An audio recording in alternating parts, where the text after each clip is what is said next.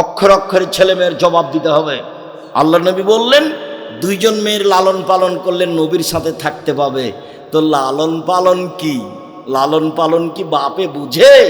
আল্লাহ রাসূল বলছেন লালন পালন এক, ফাল্লামাহা তাকে বিদ্যা শিখিয়ে দিল, ফাসানা তালিমাহা সুন্দর বিদ্যা শিখিয়ে দিল, দুই শিষ্টাচার শিখিয়ে দিল, সুন্দর শিষ্টাচার শিখিয়ে দিল, আহসানা ইলাইহিন্না তার সাথে ভালো আচরণ করলো।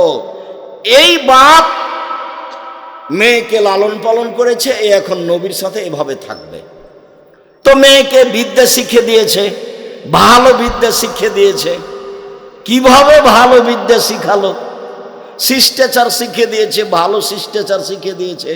নখ বড় আছে, নখে নেল পালিশ আছে, তখনও কি ভালো শিষ্টাচার? ভরু তুলে চিকন করা আছে, তখনও কি ভালো শিষ্টাচার? দাঁত ছিলে ফাঁকা করা আছে, তখনও কি ভালো শিষ্টাচার? পরচুলা মাথায় দিয়ে খোপা বেঁধেছে, তখনই কি ভালো শিষ্টাচার? অবাক হতে হয়। ভালো শিষ্টাচার, শিষ্টাচার কাকে বলে না তার মা জানে, তার বাপ জানে। শিষ্টাচার কাকে বলে না তার বাবা জানে, তার মা জানে।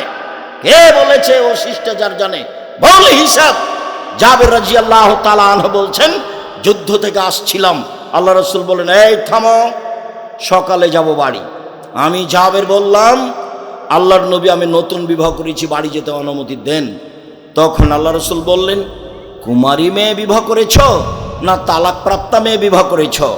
তখন জাবের রাদিয়াল্লাহু তাআলা বললেন তালাক প্রাপ্তা মেয়ে বিবাহ করেছি। আরে তুমি কুমারী মেয়ে কেন বিবাহ করলে না? তুমি তার সাথে খেলতে, ও তোমার সাথে খেলতো। যাক, আল্লাহ রাসূল যা বললেন। এবার জাবের রাদিয়াল্লাহু তাআলা বলছেন আল্লাহ নবী শোনেন, আমার আব্বা উহুদের যুদ্ধে শহীদ হয়েছেন 9 জন মেয়ে রেখে, আমার 9 জন বোন আছে। আমার আব্বা উহুদের যুদ্ধে শহীদ হয়েছেন 9 জন মেয়ে রেখে, আমার 9 জন বোন আছে। আকরাহুনা তাযাওয়াজা মিসলাহুন্না, তাদের মতো বয়সের মেয়ে আমি বিবাহ করা পছন্দ করিনি 4টা কারণে। আমার বোনদের বয়সের মেয়েকে আমি বিবাহ করা পছন্দ করিনি 4টা কারণে। এক, লিতুল্লামাহুন্না, আমি বেশি বয়সের মেয়ে বিবাহ করেছি যাতে করে আমার স্ত্রী আমার বোনদেরকে বিদ্যা শিখাতে পারে।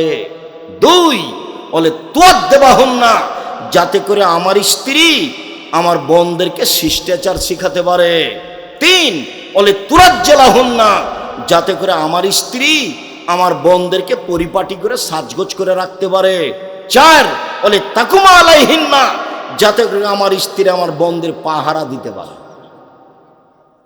নেন এবার, মার বাপ হলে ছেলে মেয়ের পাহারাদার। তা আপনি জবাব দেন। এই যে এখন বসে আছে মাথায় কাপড় নেই, জবাব আপনি দেন কেমন আপনি পাহারাদার? এই ছেলে চুপ বসে থাকবা, কোনো প্রয়োজন দেখায় না।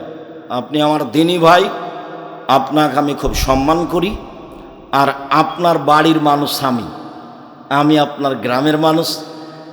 আপনি আসেননি, ভুল হয়েছে। যে কারণেই আসেননি, আমি চেয়েছি যে কোনো জায়গায় গেলে 10 কিলোমিটার আশেপাশে যারা আসবে সবাই আসবে, এমনকি হিন্দুও আসবে। আমি তার কিছু না কিছু উপকার করবই ইনশাআল্লাহ। কিছু না কিছু আমি উপকার করবই ইনশাআল্লাহ। এই প্রতিজ্ঞা নিয়ে আমি বাড়ি থেকে বের হই। আমি আপনার জন্যই এসেছি। আপনি এখন দোকানে বসে আড্ডা পিটবেন, চা খাবেন, এটা আমার জন্য কষ্টকর। আপনি আপোষে বসে গল্প করবেন এখন, এটা আমার জন্য কষ্টকর, এটা আমি চাইনি। কেন করছেন? বাপ মা আপনাকে শিষ্টাচার শিখায়নি, সেই জন্য আপনি কষ্ট পেলে আমি কি করতে পারি? আমি তো এই কথা বলিনি, এই কথা রাসূল সাল্লাল্লাহু আলাইহি ওয়াসাল্লামের সামনে হচ্ছে। তার মানে আল্লাহ রাসূল বললেন মা মানে পাহারাদার, মা মানে ছেলে মেয়েকে শিষ্টাচার শিখাবে। বলো, তোমরাই বলো এটা কোন শিষ্টাচার? ভ্যানিটি ব্যাগ নিয়ে ফ্যাশন বোরকা পরে চাঁপাইনবাবগঞ্জ শহরে চলে যাচ্ছে কেন? ওর বাপ মরেছে, ওর ভাই মরেছে, ওর বোনের ছেলে মরেছে, ওর ভাইয়ের ছেলে মরেছে, জাতি সব চলে গেছে মাটির নিচে, ওই একাই আছে, ও বাজারে গেল কেন? কেন যাবে? তার শরম হয় না কেন, তার হায়া হয় না কেন, তার লজ্জা হয় না কেন, তার ইতস্তবোধ হয় না কেন, তার মানবতা হয় না কেন? কে শিখাবে তাকে? তার বাপ মা শিখাবে। আমি তো বলিনি এ কথা মুহাম্মদ সাল্লাল্লাহু আলাইহি সাল্লাম বলছেন। এক, বিদ্যা শিখাবে। দুই, শিষ্টাচার শিখাবে। তিন, পরিপাটি থাকা শিখাবে। চার, পাহারা দিবে। মা পাহারাদার, বাপ পাহারাদার। পাহারাদার কাকে বলে? চাঁপাইনবাবগঞ্জে একটা ফ্যাক্টরি আছে, মালিক জানতে পারলো যে রাত্রে ঘুমালছে, তদারকি ও ভালো করে পাহারা দেয়নি, সকালে ওকে বাদ দিয়ে দেবে, যে দারোয়ান তোকে দিয়ে হবে না রে, তুই যা, তুই ঘুমাস। এর নাম পাহারাদার। তো ছেলে মেয়ের আপনি কি পাহারা দিলেন? সকালে গিয়ে ছেলে মেয়ে বলল, ও কালিমা তোমার আকাশ, ও কালিমা তোমার বাতাস, আর বই খাতা কলম আপনি জানেন। দুঃখিত, কি দিয়ে বলি আপনাকে আমি? রাসূল সাল্লাল্লাহু আলাইহি সাল্লাম বলছেন, পৃথিবীর মানুষ শুনে রেখো, আমার উম্মত ইহুদি খ্রিস্টানদের সাথে মিশে যাবে। ডান হাতের বিঘত যেমন বাম হাতের সমান। আমার উম্মত ইহুদি খ্রিস্টানদের সাথে মিশে যাবে।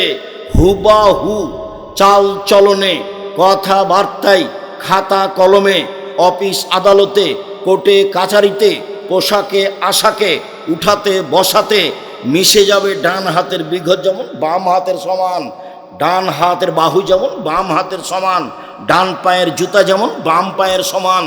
এইভাবে মিশে যাবে। যেতে যেতে এবার নিচের দিকে নামতে লাগলেন। বলছেন, শোনো, ইহুদি খ্রিস্টান যদি মায়ের সাথে জেনা করে, তো আমার উম্মত মিল দিতে গিয়ে মায়ের সাথে জেনা করবে। রাসূলের মুখের ভাষা, আমি তো বলিনি এই কথা, তো রাসূলের মুখের ভাষা।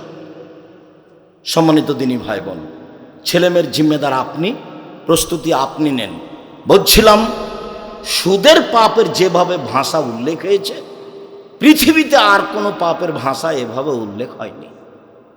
অথচ সুদ আপনার কাছে আমার কাছে বড় পাপ নয়। মহান আল্লাহ বলেন, ওয়াহাল্লাল্লাহুল বাই'a ওয়া হাররামার রিবা। আল্লাহ চিরদিনের জন্য সুদকে হারাম করেছেন, ক্রয় বিক্রয়কে হালাল করেছেন। একটু দুটা শব্দ পাশাপাশি কেন? কেন আল্লাহ বললেন যে সুদ হারাম আর ব্যবসা হালাল? মানুষের একটা কথা ছিল, সুদ খেলেও টাকা বাড়ে, ব্যবসা করলেও টাকা বাড়ে, দুটাই তো টাকা বাড়ার কাজ, তো দুটাই জায়েজ হবে। সুদ খেলেও টাকা বাড়ে, ব্যবসা করলেও টাকা বাড়ে, দুটাই তো টাকা বাড়ার কাজ, তাহলে একটা হালাল হবে একটা হারাম হবে কেন? তখন আল্লাহ বলছেন, শোনো, সুদ হারাম আর ব্যবসা হালাল। এবার কিভাবে বুঝাই? আমিও স্পষ্ট আমার কাছে হয়নি অতদিন। যেদিন আমি আব্দুল্লাহর বক্তব্য শুনলাম, সেদিন আমার কাছে জিনিসটা ধরা পড়লো। ওহো, কথা তো ঠিকই। মানে মুদ্রার জন্ম হয়েছে বিনিময়ে ব্যবহার হওয়ার জন্য, টাকার জন্ম হয়েছে বিনিময়ে ব্যবহার হওয়ার জন্য, ডলারের জন্ম হয়েছে বিনিময়ে ব্যবহার হওয়ার জন্য। আমি একটা টিস্যুর বক্স নিলাম, বিনিময়ে টাকা দিলাম। আমি একটা পানির বোতল নিলাম, বিনিময়ে টাকা দিলাম। আমি যখন টাকা দিয়ে টাকা নিলাম, তখন কি বিনিময় হলো? কিছুই না। যখন মানুষ টাকা দিয়ে টাকা নেবে, তখন এই জিনিসটার উপরে জুলুম করা হবে। যে উদ্দেশ্যে আল্লাহ তাকে সৃষ্টি করেছেন, এই উদ্দেশ্য বহাল থাকবে না, তখন এই টাকা আর থাকবে না। তাই আল্লাহ বলছেন, ইয়ামহাকুল্লাহুর রিবা ইউরবিস সাদাকাত। সুদ মানুষের টাকাকে কমিয়ে দেয়, আর দান মানুষের টাকাকে বেশি করে দেয়। আল্লাহ বলছেন সুদ খেলে টাকা কমে যাবে, আর আল্লাহ রাসূল বলছেন যে ইন্নার রিবা ওয়াইন কাসরা ফাইনা আকিবাতাহু তাসরি আলা কাল্লিন। যদিও সুদ বাহ্যিকভাবে বাড়ে, কিন্তু তার ফলাফল হলো নিঃস্ব। কোরআন আর হাদিসকে সামনে রেখে আমি বলবো ইনশাল্লাহ, যারা সুদ খাবে তাকে একদিন ভিক্ষুক হতেই হবে, আজ হোক আর কাল। তাকে ভিক্ষা করে খেতেই হবে, তার টাকা টিকবে না। কেন? আল্লাহ বলেছেন টিকবে না, নবী বলেছেন টিকবে না। আলোচনায় বাস্তবে যা দেখা যাচ্ছে, যারা কিস্তি উঠিয়েছে তাদের একদিন বাড়ি ঘরও হারালছে। আর সুদ মানে হলো এই যে কিছু মানুষের হাতে টাকা চলে যাবে, বাকি মানুষ নিঃস্ব হয়ে যাবে। সুদ মানে হলো এই পৃথিবীর দুই একটা দেশে টাকা চলে যাবে, বাকি দেশগুলি দেউলিয়া হয়ে যাবে। সুদের ফলাফল যেটা আল্লাহ বলেছেন, যেটা আল্লাহর নবী বলেছেন, সেটা হতেই হবে। সম্মানিত দিনী ভাই বোন, মহান আল্লাহ বলেন, ইয়া আইয়ুহাল্লাযীনা আমানুত্তাকুল্লাহ যারু মা বাকিয়া মিনার রিবা। পৃথিবীর ঈমানদারগণ, মানুষ শোনো, চিরদিনের জন্য যা সুদ ছিল তা ছেড়ে দাও। মহান আল্লাহ বলেন, ইয়া আইয়ুহাল্লাযীনা আমানু লা তাকুলু রিবা আযাফাম মুযাফা। পৃথিবীর ঈমানদার মানুষেরা শোনো, তোমরা চক্রাহারে সুদ খায় না, সুদ হারাম। 1 মিনিট। রাসূল সাল্লাল্লাহু আলাইহি সাল্লাম বিদায় হজের দিন লম্বা ভাষণ দিলেন, হাজারো লাখো মানুষের সামনে লম্বা ভাষণে তিনি বললেন, পৃথিবীর মানুষ শুনে রেখো, মিন কুল্লি আমরিন মিনাল জাহেলিয়াত তাহাতা কাদামাইয়া মাওযুআতুন। জাহেলিয়াতের যুগে যত নিয়ম কানুন ছিল, বন্যতার যুগে, বর্বরতার যুগে, অসভ্যতার যুগে সামাজিক যত নিয়ম কানুন ছিল, আর এই লেনদেনে যত নিয়ম কানুন ছিল, সবকে আমি আমার 2 পায়ের নিচে রেখে দিলাম, সবকে আমি পা দিয়ে ডলে দিলাম, সব আরাম। পৃথিবীর মানুষ শুনে রেখো, শুনে রেখো, ও রেবা মাওযুআতুন। রেবা সুদ চিরদিনের জন্য বাতিল, ওকে মওকুফ ঘোষণা দিলাম, ওকে আমার পায়ের নিচে রেখে দিলাম। আর সর্বপ্রথম যেটা আমি সুদ মওকুফ ঘোষণা দিলাম, সেটা হলো আমার চাচা আব্বাসের সুদ যা ছিল তা মওকুফ ঘোষণা দিলাম। আমার চাচার সুদের লেনদেন বাতিল। সুদকে তিনি তার পায়ের নিচে রেখে দিয়েছেন বিদায় হজের দিন। হাদিস বুখারী মুসলিম। হাদিস তো পড়ে আছে 1450 বছর থেকে। হুজুর তো কেসা কাহিনী দিয়ে কথা শেষ করলো। এই ছেলে, দয়া করে অল্প সময় কাজ দেখায়েন না। আর আমি তো আর তাফসির মাহফিল করতে আসিনি যে আপনি বাদাম খাবেন, গল্প করবেন, বাইরে যাবেন আসবেন। এটা আমি অপছন্দ করি। আপনি বুঝতে না পারলেও কিছুক্ষণ অপেক্ষা করবেন, আমি আপনার জন্যই এসেছি।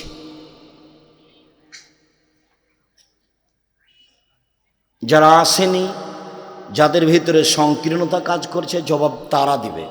তবে আমি আপনার কাছে থাকতে চাই, আমি আপনার পরামর্শ নিতে চাই। শরীয়তের চূড়ান্ত সঠিক আপনার কাছে পৌঁছানোর জন্য আমি প্রস্তুত রয়েছি। আমি আপনার ঘরের মানুষ। আমার মনে বড় সাধ, আমি এই দেশের মাটিতে উন্নত মানের প্রতিষ্ঠান গড়ব ইনশাআল্লাহ, যেখানে ছেলে মেয়ে বাংলা, ইংরেজি, আরবি উন্নত মানের শিক্ষা অর্জন করে জাতির অন্যায়ের বিরুদ্ধে লড়বে। মুখে কলমে মিডিয়াই লড়বে। মুখে আছি, কলমে আছি, মিডিয়াই আছি, থাকবো ইনশাআল্লাহ। আপনি দেখেন না, জামিয়া সাহেবে কালকে দেখতে আসেন রাজশাহীতে ডাঙ্গিপাড়া 50 বিঘা জমির উপরে ছেলেদের অংশ। তানোরে যেটা আছে মেয়েদের 60 থেকে 70 বিঘা। রূপগঞ্জ, নারায়ণগঞ্জ, ঢাকা, পূর্বাচলে আছে প্রায় 100 বিঘা জমির উপরে। 5000 ছেলে মেয়ে পড়াশোনা করে, 5000। 300 জন শিক্ষক শিক্ষিকা আছেন, প্রতি মাসে বেতন লাগে 40 লক্ষ। কিভাবে চলে তা আমার জানা নেই। আমি ব্যবসায়ী নই, আমরা গ্রামের মানুষ, দেবীনগরের মানুষ। আমার আব্বা সাধারণ কৃষক। শিক্ষক জানে না কিভাবে জামিয়া সালাফিয়া চলে, ছাত্র তো জানার কোনো প্রশ্নই আসে না। রসিদ বহি বাহিরে ব্যবহার হয় না, ওটা নিষেধ আছে। সৌদি আরবের শিক্ষক, ইন্ডিয়ার শিক্ষক, দেশের শিক্ষক, দেশ বিদেশের শিক্ষকদের ভরা জামিয়া সালাফিয়া। আমার মনে বড় সাপ। আমি আপনাকে শুধু মুখে বলতে চাইনি, আমি চেয়েছি কলমে, আমি চেয়েছি মিডিয়ায়, আমি চেয়েছি বাস্তব আপনার মুখে। আমার মৌলিক লক্ষ্য, আপনাকে আমি পরকালমুখী করতে চাই। আপনার ছেলে মেয়েকে আমি শিরক থেকে বাঁচাতে চাই। আপনার ছেলে মেয়েকে আমি প্রতারণা, ধোঁকা থেকে বাঁচাতে চাই। আপনি কি বুঝেছেন তা আমার বুঝে আসে না। আমি যেটুকু বুঝেছি তা আপনি ভুল বুঝেছেন। আপনি যখন আপনার ছেলে ভালো রেজাল্ট করেছে, তখন আপনি ক্লাস 10-এ 4 জন প্রাইভেট মাস্টার দিয়েছেন, জেনে ছেলে ভালো রেজাল্ট করে ওকে ইঞ্জিনিয়ার বানাতে হবে। ঠিক আছে, ভালো কথা। এবার যখন ইন্টার পাস করেছে, বিশ্ববিদ্যালয়ে ভর্তি হবে, তখন সাবজেক্ট প্রতি 1টা করে মাস্টার দিয়েছেন। তো এবার ভালো রেজাল্ট করেছে, বিশ্ববিদ্যালয়ে ভর্তি হয়ে যায়, বিশ্ববিদ্যালয়ে ভর্তি হয়েছে, ভালো কথা। ভালো রেজাল্ট করেছে, বড় ডাক্তার, পিজি হাসপাতালের ডাক্তার, মাসে 3 লক্ষ টাকা বেতন, এটাও ভালো। আচ্ছা ভালো, কিন্তু আপনি কি কখনো দেখেছেন কয়টা প্রেসক্রিপশন লিখেও, কেন লিখে, কার ওষুধ লিখে, আপনি যে টাকা পয়সা করে খরচ করে এগুলো করলেন, আর সেদিন তো আপনার বাড়িতে আসলো, আপনার চোখের সামনেকার ঘটনা, বাড়িতে যখন আসলো তখন গাড়ি থেকে নামলো, তখন আপনি দেখলেন দাড়ি চাঁচা আছে, গলায় টাই আছে, প্যান্টটা টাকানোর নিচে আছে, হাতে সিগারেট আছে, এই অবস্থায় গাড়ি থেকে নামলো। একটু পরে বৌমা গাড়ি থেকে নামলো, গায়ে হালকা হালকা কাপড় আছে। একটু পরে নাতনি পুতিন গাড়ি থেকে নামলো, গায়ে কাপড় নেই বললেই চলে। একটু পরে দেখা গেল গাড়ির পিছন দিকে কুকুর আছে। আপনি বলেন আপনার টাকা পয়সার অবস্থা কি? আমি যেটা বুঝেছি সেটা হলো চাঁপাইনবাবগঞ্জের ভাষাতে আমও গেল, ছালাও গেল, কাঁদতে কাঁদতে দুই চোখও গেল। এইটা আমি বুঝেছি আমি চাঁপাইনবাবগঞ্জের মানুষ হিসাবে। আর যদি আপনি শিক্ষিত মানুষ হিসেবে বুঝতে চান, তখন আমি বলেছি ওই যে বলল বাবু মাঝি চাঁদ কেন বাড়ে কমে রে, আমি কি তা বলতে পারি? ও দেখি তোর জীবন চারানায় মিছে, এই পারিস সেই পারিস না, দেখি তোর জীবন আটানায় মিছে। মাঝি এই পারিস সেই পারিস না, দেখি তোর জীবন 12 আনায় মিছে। একটু পরে বাতাস উঠেছে, নৌকা হিলে উঠেছে। এখন মাঝি বলছে বাবু সাঁতার জানো বাবু? তখন বাবু বলছে না রে মাঝি, না আমি তো সাঁতার জানি না। তখন মাঝি বলছে এখন দেখি তোমার জীবন 16 আনায় মিছে। এখন বাপ বেটা জীবন বের করে নিয়ে আসেন। দুঃখিত আমি আপনাকে কষ্ট দিতে চাইনি। আপনার পাশে ছেলে বসে থাকে, দুই কানে তার ইয়ারফোন লাগা আছে, ইন্ডিয়ার গান চলছে, জবাব আমি দিব? জবাব আমি দিব কেন? আপনি দেন। আপনাকে আল্লাহ রাসূল দায়িত্বশীল করেছেন। আপনার ছেলের হাতে সবসময় বড় মোবাইল থাকে। ভূমিকম্প তো হবেই, ভূমিকম্প তো স্বাভাবিক ব্যাপার। আল্লাহ রাসূল বলছেন যে 3টা পাপের কারণে 3টা বিপদ নেমে আসে। আমার উম্মতের উপরে 3টা পাপের কারণে 3টা বিপদ নেমে আসবে। আমার উম্মতের উপরে 3টা পাপের কারণে 3টা বিপদ নেমে আসবে। বিপদ 3টা। 1, ভূমিকম্প হবে, খাসফুন। 2, আকার আকৃতি পরিবর্তন হবে, মাসখুন। সন্ধ্যায় থাকবে মানুষ, সকালে হবে শোর, বানর। আমি এ কথা বলিনি, এ কথা মুহাম্মদ সাল্লাল্লাহু আলাইহি সাল্লাম বলেন। আমার উম্মত সন্ধ্যায় থাকবে মানুষ, সকালে হবে শুকুর, বানর। 3, কাজফুন, সমস্যা নেমে আসবে, যেখানে যাবে সেখানেই ঝামেলা। কোর্ট কাচারি, অফিস আদালত, মসজিদ মাদ্রাসা, গ্রামে সব জায়গাতে কেউ কাউকে মানে না, শুধু হইচই, সমস্যা নেমে আসবে। 3টা পাপের কারণে 3টা বিপদ নেমে আসবে। 1, ভূমিকম্প হবে। 2, সকালে সন্ধ্যায় থাকবে মানুষ, সকালে হবে শোর, বানর। 3, সমস্যা নেমে আসবে। পাপ 1, এজা সারেবুল খমুরা, যখন বিড়ি তামাক জর্দা সিগারেট গুল নেশাদার দ্রব্য খাবে, পান করবে, তখন এই 3টা বিপদ নেমে আসবে। 2, জাহারাতিল কায়নাত, মেয়েরা যখন নাচবে, তখন এই 3টা বিপদ নেমে আসবে। সব মোবাইলে মেয়ে নাচে, সব দোকানে মেয়ে নাচে, সব বাড়িতে মেয়ে নাচে, প্রায় সব মোবাইলে মেয়ে নাচে। মেয়ের হাতেও মোবাইল আছে, আপনার ছেলের হাতও আছে। দুঃখিত, আপনাকে আমি কষ্ট দিইনি, আপনার হাতও আছে, আপনার স্ত্রীর হাতে আছে। এই বাড়িটা হচ্ছে জেনার বন্যা। বন্যা কিসের? জেনার একবারে সয়লাভ বন্যা চলছে বাড়ির উপর দিয়ে, সবার হাতে ল্যাংটা মেয়ে নাচছে। রাসূল সাল্লাল্লাহু আলাইহি সাল্লাম বলছেন আইনানে তাজনিনে জেনা হমান নাজর, 2 চোখের জেনা হচ্ছে চোখ দিয়ে দেখা। রাসূল সাল্লাল্লাহু আলাইহি সাল্লাম বলেন আল ওজনানে জেনা হল ইস্তেমাও, 2 কানের জেনা হচ্ছে কান দিয়ে শোনা। রাসূল সাল্লাল্লাহু আলাইহি সাল্লাম বলেন ওয়াল ইয়াদ জেনা হাল বাতস, হাতের জেনা হচ্ছে হাত দিয়ে ধরা। রাসূল সাল্লাল্লাহু আলাইহি সাল্লাম বলেন রিজল জেনা হাল মাসি, পায়ের জেনা হচ্ছে এই পথে চলা। জেনাল কাল তাতামানা তাস্তাহি, অন্তরের জেনা হচ্ছে পরিকল্পনা করা। জেলাল নেশাল উৎক, জিহ্বার জেনা হচ্ছে মুখে কথা বলা। সব জেনা। এবার আপনি একটু বসে সুন্দর করে ঠান্ডা হয়ে চিন্তা করেন, আপনার বাড়ির অবস্থা, আপনার টিভির অবস্থা, আপনার মোবাইলের অবস্থা, আপনার মেয়ের মোবাইলের অবস্থা, আপনার ছেলের মোবাইলের অবস্থা। দুঃখিত, যেটা এতক্ষণ পর্যন্ত বললাম যে আমও গেল, ছালাও গেল, কাঁদতে কাঁদতে 2 চোখও গেল, এখন তার চেয়ে অবস্থা খারাপ। সেটা কি? সেটা যেটা আল্লাহ বলেছেন। আল্লাহ কি বলেছেন? আল্লাহ বলেছেন বুঝে না ওরা, অন্তর আছে বুঝে না, দেখেও দেখে না ওরা, চক্ষু আছে দেখে না, শোনেও শোনে না ওরা, কান আছে শোনে না। উলায়েকে কালানাম, তারা পশু প্রাণীর মতো, তারা গরু ছাগলের মতো, তারা কুকুর শিল্পের মতো। বালহুম মাজাল, বরং তার চেয়ে খারাপ। এই কথা আল্লাহ বলছেন। আল্লাহ এবার কত নিচে চলে গেছিল মানুষের স্বভাব বুঝাতে গিয়ে। ওরা তো বুঝে, অন্তর আছে, ওরা তো দেখে, চক্ষু আছে, ওরা তো শোনে, কান আছে, তারপরেও তারা কুকুর শ্রীগালের মতো, গরু ছাগলের মতো, বরং তার চেয়ে খারাপ। খারাপই তো অবশ্যই। কোন দিক দিয়ে আপনি নিজেকে বাঁচাবেন? আপনার ছেলে ভালো, এটা আমিও মেনে নিলাম, তো ভালোর ফলাফল কি সেটা আপনি দেখবেন। বাপ হিসাবে জন্ম আপনি দিয়েছেন, আপনি পিতা, জবাব আপনাকে দিতে হবে। এই কথা আমি বলিনি, এই কথা মুহাম্মদ সাল্লাল্লাহু আলাইহি সাল্লাম বলেন। তিনি বলেন, কুল্লুকুম রাইন কুল্লুকুম মাসউলুন রায়াতিহি, প্রত্যেক মানুষ নিজ নিজ দায়িত্বশীল, দায়িত্ব সম্পর্কে জবাব দিতে হবে। তিনি বলেন, অল ইমামুল নাস রাইন মাসউলুন রায়াতিহি, যারা দেশের নেতা, যারা দেশের সরকার, যারা দেশের বিভিন্ন সমাজে দায়িত্ব পালন করে, তাদেরকে তার দায়িত্ব সম্পর্কে জবাব দিতে হবে।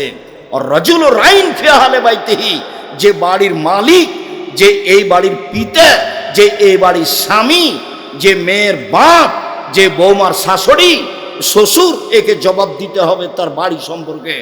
জবাবে পরাজয় হলে ফলাফল খারাপ হবে। এবার তিনি আরো নিচে এসে বলছেন, ওয়াল মারাতু রায়াতুন ফি বাইতি যাওজিহা, আপনার স্ত্রী, চাঁপাইনবাবগঞ্জের ভাষাতে গীতাইন, বৌমার শাশুড়ি, মেয়ের মা, আপনার স্ত্রী, এই বাড়িতে যা কিছু ঘটছে সব তাকে জবাব দিতে হবে। হাদিস বুখারী মুসলিম। এবার তিনি আমাদের কাজের মেয়ে রাখাল কিরসানের কাছে চলে আসলেন। ওয়াদ্দুর রাজুল রাইন মাসউলুন রায়াতিহি, যে বাড়ির দাস দাসী কাজের মেয়ে, তার কাজ সম্পর্কে বিচার মাঠে জবাব দিতে হবে। সম্মানিত দিনী ভাই বোন, রাসূল সাল্লাল্লাহু আলাইহি সাল্লাম আফসোস করে বলে গেছেন, পৃথিবীর মানুষ, আমি জাতির সামনে আফসোস করে গেলাম। এক, আমার উম্মত গোপন পাপে লিপ্ত হবে, এটাই আমার আশঙ্কা। পৃথিবীর মানুষ শুনে রেখো, আমার উম্মত গোপন পাপে লিপ্ত হবে, এটাই আমার আশঙ্কা। তিনি বলছেন, পৃথিবীর মানুষ শুনে রেখো, আমার আফসোস জাতির সামনে। এক, আইম্মাতাম মুজিল্লিন, ভ্রান্ত হুজুর হবে ভ্রান্ত, এটা আমার আফসোস। দুই, সাতালতাহিকু কাবাইলু মিন উম্মতি বিল মুশরিকিন, আমার উম্মত হিন্দুদের সাথে মিশে যাবে, এটা আমার আফসোস। ভাইজান, বিবাহতে ওই বাজনা কার বাড়িতে হতো আগে? হিন্দুদের বাড়িতে হতো না? আমাদের পাড়ার ছেলে মেয়ে দৌড়ে যেত না সেখানে? তো এখন তো দেখি আমাদের বাড়িতে হচ্ছে। রাসূল সাল্লাল্লাহু আলাইহি সাল্লাম বলছেন, আমার উম্মত হিন্দুদের সাথে মিশে যাবে। তিন, সাতাবুতু কাবাইলু মিনাল আওসান, আমার উম্মত মূর্তি পূজা করবে, মূর্তিকে ভালোবাসে। ঢাকায় এক লোকের কাছে গেছি, তো বলছে, ভাইজান, আমি আমার মাকে খুব ভালোবাসি, সেই জন্য আমার মায়ের ছবিটা সুন্দর করে কাঠ দিয়ে সাজিয়ে ঘেরে রেখেছি। তো বলছে, আপনি কুসন্তান। যেমন আমাকে বলেছে, আমি বলেছি আপনি কুসন্তান, চোখ ছানা বড়া, বলেন কি আপনি? আমি কুসন্তান মানে? জি, আপনি অশিক্ষিত সন্তান, আপনি কুসন্তান। কষ্ট পেলেন ভাইজান? তা বলছেন, কষ্ট পেলেন? আমার কিছু করার নেই। যেদিন আপনার মা মারা গেছিল, সেদিন আপনি মাকে কবর দিয়ে এসে বাড়িতে ঢুকে পাসপোর্ট সাইজের ছবিটা এভাবে ছিঁড়ে ফেলে দিয়ে কবরের পাশে গিয়ে বলতেন, যদি না জানেন তো বলতেন, আল্লাহ, আমার মা কিছু ভুল ত্রুটি থাকলে তুমি মাফ করো, আমি তার সন্তান হিসাবে বলছি, আমি তার নামে কিছু দান করি, তুমি আমার মাকে মাফ করো, তুমি তার কবরটা প্রশস্ত করো, তুমি তার কবরটা আলোকিত করো। তখন আপনি হতেন সুসন্তান। তো যারা কবরে ফুল চড়াচ্ছে, তারা কবরের কি করছে বলেন তো দেখি? ওর কবরের ফুল চড়াটা আর ওই বেগম রোকেয়ার ওই একে পর্দার উপরে লাথি মারাকে, দুটো আমার একসাথে মনে পড়ে। কথার কথা, ঘটনা পার্টনার হতে পারে, আপনার এই স্টেশনের নয়, তো আমি এই স্টেশনের কথা দিয়ে বলছি যে চাঁপাইনবাবগঞ্জের বেশ কিছু পর্দাশীলা মহিলারা হজে যাবে। তো মাওলানা এহসানুল্লাহ সাহেব আহলাদিস মানুষকে সঠিক আকীদায় হজ করান, ওনারই কাফেলায় আছি আমরা, কয়েকবার আমি গেছি। তো এখন এখানে তার মাহারাম যারা, তারা পর্দা বেশি করেতে ওরা ওদেরকে চাদর দিয়ে ঢেকে দিয়েছে। তাহলে তোমরা থাকো, আমি আসছি। এবার স্টেশন মাস্টার প্ল্যাটফর্মে কি আছে তা খুঁজছে, দেখছে এখানে কি ব্যাপার, বস্তা নাকি? তখন পা দিয়ে লাথি মারছে, কিসের বস্তা এগুলো কিসের বস্তা? বেগম রোকেয়া দেখাচ্ছে। আপনার কাছে বেগম রোকেয়া শিক্ষিতা, আমার কাছে নয়। আমি কোনোদিন এক পয়সা দাম দিতে পারিনি, দুঃখিত, আপনাকে আমি কষ্ট দিতে আসিনি। কবি নজরুল বলেছেন, মসজিদের পাশে কবর দিও ভাই, এই গুনাহগার গোরা যাতে পাইবে রেহাই। কবি নজরুল ইসলাম বলেছেন, কবরের পাশে কেন, আপনার কবর যদি কাবা ঘরের ভিতরে ঢুকিয়ে দেওয়া হয় 1 পয়সা লাভ হয় না। কর্ম কর্মই, বিচার বিচারই। উমরের বিচার আর আপনার বিচারে 19-20 হবে না। বিচার বিচারই, ভুল হিসাব।